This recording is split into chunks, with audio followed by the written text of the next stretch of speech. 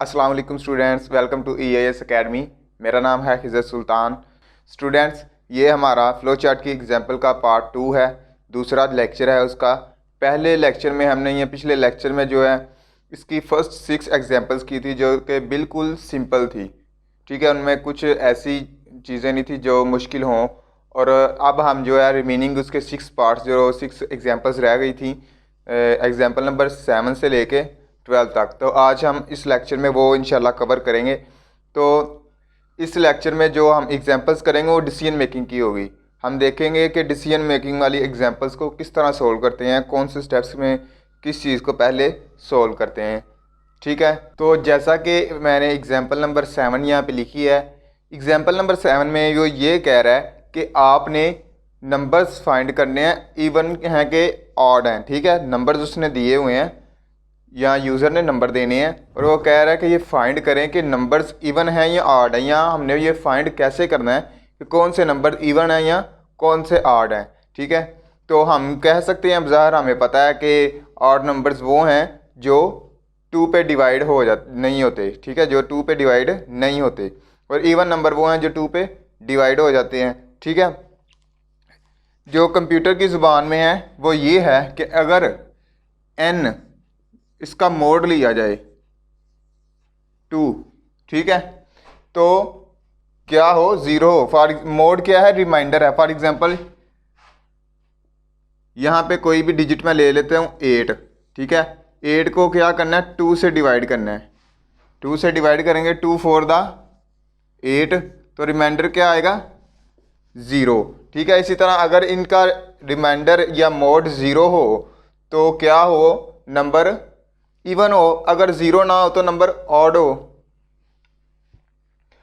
हमने यहाँ पे ये करना है कि ये फार्मूला लगाना है, ये चीज़ लगानी है, और इससे कंप्यूटर को पता चल जाएगा कौन सा नंबर इवन है या कौन सा नंबर ऑड है, ठीक है। मैं अभी आपको समझाता हूँ। जैसे अगर हम यहाँ पे 7 लें तो 7 को 2 से करें तो 7 नहीं होगा, 2 3 दा 6, रिमाइंडर 1 बचेगा, यानी कि रिमाइंडर 1 बचेगा हमारे पास। अगर रिमाइंडर कुछ भी ना हो, रिमाइंडर 0 हो, फिर हमारा नंबर कौन सा होगा, इवन नंबर। और अगर हमारा रिमाइंडर कुछ ना कुछ हो, 1 हो या कोई 3 हो या 5 हो, इस तरह के हों, तो ये कौन से होंगे, इवन नंबर, ठीक है।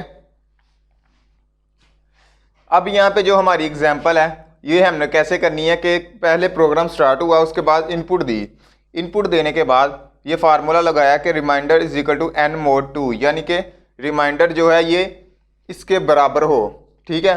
और रिमाइंडर इज इक्वल टू 0 या रिमाइंडर इज 0। अगर रिमाइंडर 0 है तो फिर क्या करो, प्रिंट कर दो इवन नंबर। फॉल्स ट्रू है तो सॉरी,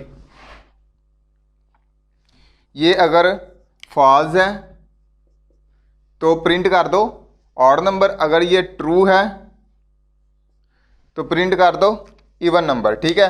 अगर ट्रू है तो इवन नंबर प्रिंट कर दो, अगर रिमाइंडर 0 नहीं है, कुछ और है, तो फिर आप ऑड नंबर प्रिंट कर दो। फिर जो भी नंबर होगा वो ऑड ही होगा, इवन नहीं होगा, ठीक है।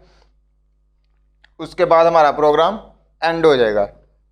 ये थी हमारी छोटी सी एग्जांपल्स। इसमें हमने ये बताना था कि कौन सा नंबर इवन है या कौन सा नंबर ऑड है, ठीक है। तो ये कंप्यूटर की ज़ुबान में हम इसको इस तरह बताएंगे। ये उसका फ्लो चार्ट था।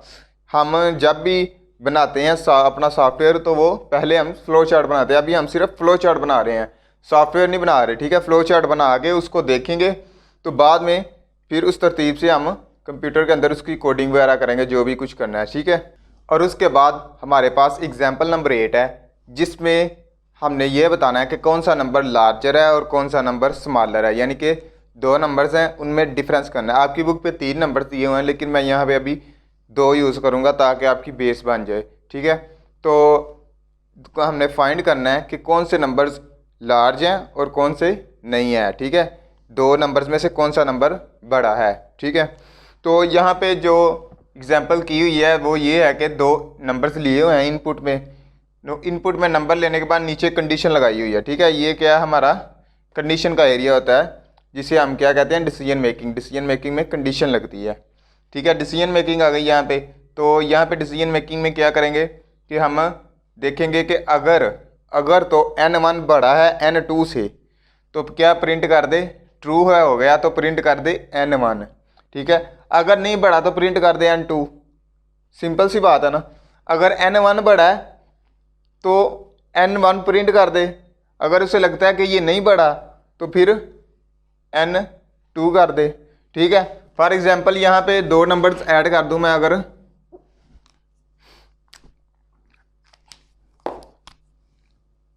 3 और 5 करूं, ठीक है, और यहाँ पे यहाँ ऐसे करते हैं, N1 N2 ऐसे रहने दें, ठीक है, और यहाँ पे इनको नाम दे दें।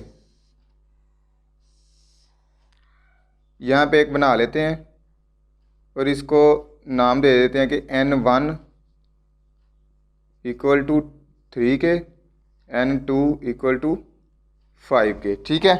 यहाँ पे हमने नाम दे दिया। अगर N1 जो है वो बड़ा है N2 से, अब देखें N1 की वैल्यू क्या 3 और N2 की क्या है 5, ठीक है। अगर N1 बड़ा है N2 से तो फिर N1 प्रिंट कर दे, अगर नहीं बढ़ा तो 2 प्रिंट कर दे। अब देखिए 3 छोटा है ना, तो क्या करेगा, N1 को प्रिंट नहीं करेगा क्योंकि अब फॉल्स हो गया, तो फॉल्स होने के बाद वो N2 को प्रिंट कर दे क्योंकि वो वाली वैल्यू बड़ी है, ठीक है। ये हमारे पास सिंपल सी एग्जांपल थी, ठीक है। अब ये इसको देखते हुए आप 3 वाले जो हैं, जो 3 या 4 डिजिट पे आ जाते हैं, उनको आप सोल्व करेंगे, खुद सोल्व करेंगे और देखेंगे कि इसको सोल्व कैसे होगा ये, ठीक है। और उसके बाद हमारे पास एग्जाम्पल नंबर 8 है, जिसमें वो ये पूछ रहा है कि आप स्टूडेंट्स के ग्रेड बताने हैं, स्टूडेंट्स के ग्रेड बताने हैं कि ग्रेड क्या होगा, इतनी परसेंटेज पे ग्रेड क्या होगा। वो कह रहा है ग्रेड बताएं based on obtain marks and total marks, यानी कि उसकी परसेंटेज के लिहाज से उसका ग्रेड बताएं, ठीक है। अब यहाँ पे मैंने ऑब्टेन मार्क्स और टोटल मार्क्स लिए हैं पहले, ठीक है। उसके ऑब्टेन मार्क्स क्या है, टोटल मार्क्स, उसके बाद मैंने परसेंटेज फाइंड की है क्योंकि ग्रेड मालूम करने के लिए हमारे पास परसेंटेज होनी चाहिए, तो मैंने परसेंटेज फाइंड की है। परसेंटेज का फार्मूला लगाया obtain marks divided by total marks, TM means total marks, ठीक है, OBT मीन्स ऑब्टेन मार्क्स, ठीक है। तो इनको डिवाइडेड कर देंगे फिर 100 से, यानी कि ऑब्टेन मार्क्स को टोटल मार्क्स पे डिवाइड करके जो आंसर आएगा उसको 100 से मल्टीप्लाई कर देंगे।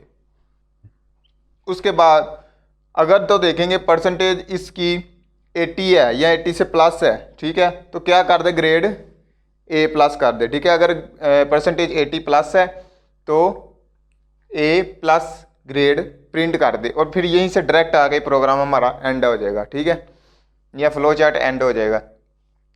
अगर नहीं है, ये है, अगर तो है यस है तो फिर ये कर दे, अगर नो है तो फिर ये कर दे, ठीक है। इसी तरह अगर 70 से ग्रेटर है तो फिर ग्रेड A प्रिंट कर दे, यस प्रिंट A, नो, फिर नीचे नीचे एक और डिसीजन पे चला जाए। अगर ये भी नहीं है तो फिर चेक करो क्या 60 से भी है, अगर तो 60 से है, यस है, तो फिर क्या करे, ग्रेड B प्रिंट कर दे।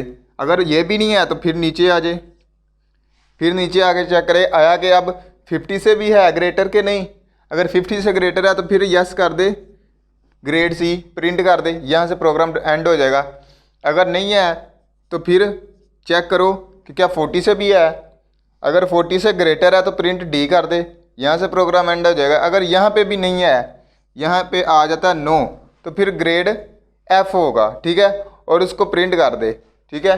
अगर 40 से भी अब कम है तो फिर ग्रेड F ही होगा ना, तो फिर प्रिंट F कर देगा और प्रोग्राम एंड हो जाएगा, ठीक है। ये था हमारा प्रोग्राम इस तरह का कि अगर परसेंटेज इससे ज़्यादा हो तो फिर ये प्रिंट करे, अगर नहीं है तो नीचे वाली उस पर डिसीजन पे चला जाए, अगर ये भी नहीं है तो फिर क्या करे, नीचे वाली डिसीजन पे चला जाए, ठीक है।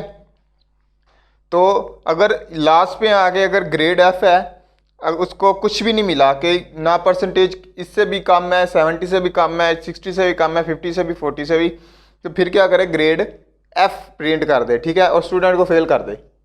ये होना है, ऐसे फेल होना है, जिनको ना समझ आई, जिन्होंने अच्छी तरह से ना समझा उन्होंने फेल ही होना है। तो ये फ्लो चार्ट है, इसका आपने अच्छी तरह से इनको समझ लेना है, इनके ऊपर आपने ग्रिप हासिल कर लेनी है, आपने अपनी ताकि आपको ये फ्लो चार्ट बनाते वक्त कोई मुश्किल पेश ना आए। आपको ये फ्यूचर में भी ये आपका साथ देंगे, फ्यूचर में भी ये आपके काम आएंगे। ठीक है, ये फ्लो चार्ट जो है 8 और इससे आगे वाला 9 है, सॉरी 9 है। ये फ्लो चार्ट कौन सा 9 है।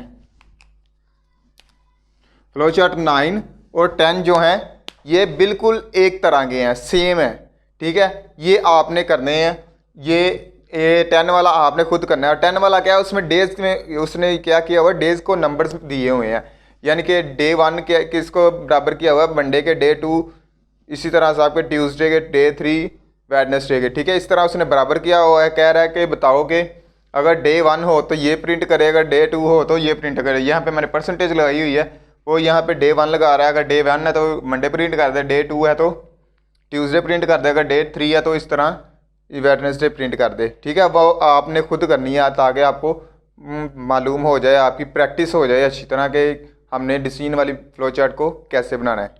और उसके बाद हमारे पास एग्जाम्पल नंबर 11 है, जिसमें ये करना है हमने कि कुछ नंबर दिए हैं उसने, और वो कह रहा है कि 5 नंबर्स लो और उनमें से फाइंड करो कि इवन कौन से हैं और ऑड कौन से हैं। ठीक है, सिर्फ 5 नंबर लेने हैं।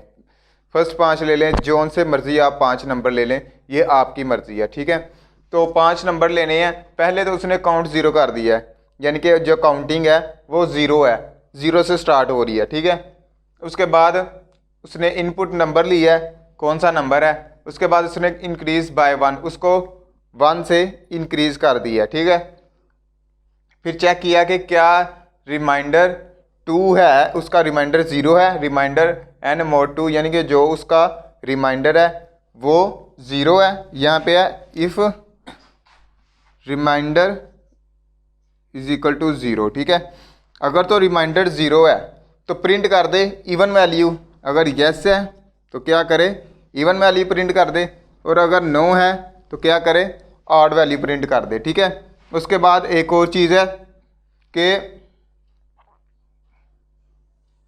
अगर काउंट n से इंक्रीज नहीं है, ठीक है, यहाँ पे है नो। अगर n काउंट 5 से इंक्रीज नहीं है, यानी कि अगर 5 तक नहीं पहुँचा तो दोबारा आए और नंबर चेक करे और उसको इंक्रीज बाय 1 करे, और फिर उसका रिमाइंडर फाइंड करे और देखे क्या फिर रिमाइंडर 0 है। अगर 0 है तो अगर इवन प्रिंट कर दे, अगर नहीं है तो ऑड प्रिंट कर दे। फिर इसी तरह चलता जाएगा। 5 टाइम जब आएगा चेक करेगा, अब काउंट 5 टाइम हो गया तो फिर वहाँ से क्या करेगा, अगर येस हो गया काउंट 5 टाइम हो गया ये, तो वो क्या करेगा, वहाँ से हमारा प्रोग्राम एंड हो जाएगा। ठीक है, ये था हमारा प्रोग्राम छोटा सा कि 5 नंबर्स ऐड करने थे 1 बाय 1। ठीक है, यहाँ पे हमने 5 नंबर 1 बाय 1 ऐड किए और वो क्या करता जा रहा, फाइंड करता जा रहा है इवन या ऑड। ठीक है, और इसी तरह एग्जाम्पल नंबर जो हमारी 12 है, ये 11 थी इसके साथ 12 है, वो भी इसी तरह ही है कि हमने उसमें सीक्वेंस ऑफ ऑड नंबर मालूम करने हैं एक सीक्वेंस के साथ। यानी कि उसको एक नंबर देने हैं, कुछ नंबर देने हैं, उनकी एक लिमिट है। यानी कि फॉर एग्जांपल हमने 10 even number find odd number find करने हैं, 10 ऑड नंबर फाइंड करने हैं, तो उसकी लिमिट दी गई हुई है। पहले नंबर लिखो फिर उसकी लिमिट लिखो। फॉर एग्जांपल यहाँ पे n है तो आगे क्या आ जाएगी उसकी लिमिट। ठीक है, एक नंबर दो, कहाँ कितने नंबर करने हैं, कहाँ से, और उसकी लिमिट कितनी है। ठीक है, कितनी लिमिट तक उसने जाना है, और फिर उसका फाइंड करो। जैसे कि ये है बुक, आपकी बुक पे है इनपुट n और लिमिट रिमाइंडर 0। अगर रिमाइंडर इसका 0 है तो इंक्रीज बाय 1 करे। ठीक है, और चेक करे कि क्या लिमिट उसकी ज़्यादा है या कम है। अगर लिमिट कम है तो यस करे, n प्रिंट करे और वापस इंक्रीज 2 बाय दोबारा चला जाए वहाँ पे। अगर लिमिट बढ़ गई है, बड़ी हो गई है लिमिट, तो क्या करे नो कर दे और एंड कर दे प्रोग्राम। ठीक है, अगर लिमिट इससे बड़ी है तो नो कर दे और प्रोग्राम एंड हो जाए। ठीक है, ये थी आपकी छोटी सी एग्जांपल, ये भी थी। तो ये आपने अपने जहन में रखना है, आप इन एग्जांपल्स की प्रैक्टिस कर लेनी है अच्छी तरह, ताकि आपको बाद में एग्ज़ाम्स में या वैसे भी कोई आपसे पूछे तो आपको इतनी परेशानी ना हो इन एग्जांपल्स को करते हुए। या अगर आपकी रियल लाइफ में भी ऐसी चीज़ें आती हैं तो आप जो है इनको करते हुए हिचकिचाएं ना, इनको ये ना करें कि मैं एक दफ़ा दोबारा रिवाइज़ कर लूँ। जिस तरह मैंने आपको समझाया अब आपको दोबारा रिवाइज़ करने की ज़रूरत नहीं पड़ेगी, सिर्फ आपने इन चीज़ों को अपने जहन में रखना है और इनको सॉल्व कर देना, ठीक है। ये चंद चीज़ें आपके जहन में होंगी, उसका इनपुट होगी, फार्मूला होगा, प्रोसेसिंग में क्या करना है हमने, तो आप खुद ब खुद ये काम कर सकोगे। जैसे हमने वो एग्जांपल्स की थी ग्रेड वाली, अगर आपको छोटा सा उसका परसेंटेज का और उसका तरीका मालूम हो जाएगा, अगर ये नहीं होगा तो ये करना है, अगर ये नहीं होगा तो ये करना है, आपने वो स्केच अपने जहन में रखना है कि इसका स्केच कैसा होगा। जब आपके जहन में स्केच होगा तो आप खुद ब खुद उसको कर सकोगे, ठीक है। तो ये आपने एग्जांपल्स अच्छी तरह से कर लेनी है। तो नेक्स्ट लेक्चर में हम इंशाल्लाह एल्गोरिथम के साथ मिलेंगे। तो मिलते हैं अगले लेक्चर में। अल्लाह हाफिज़।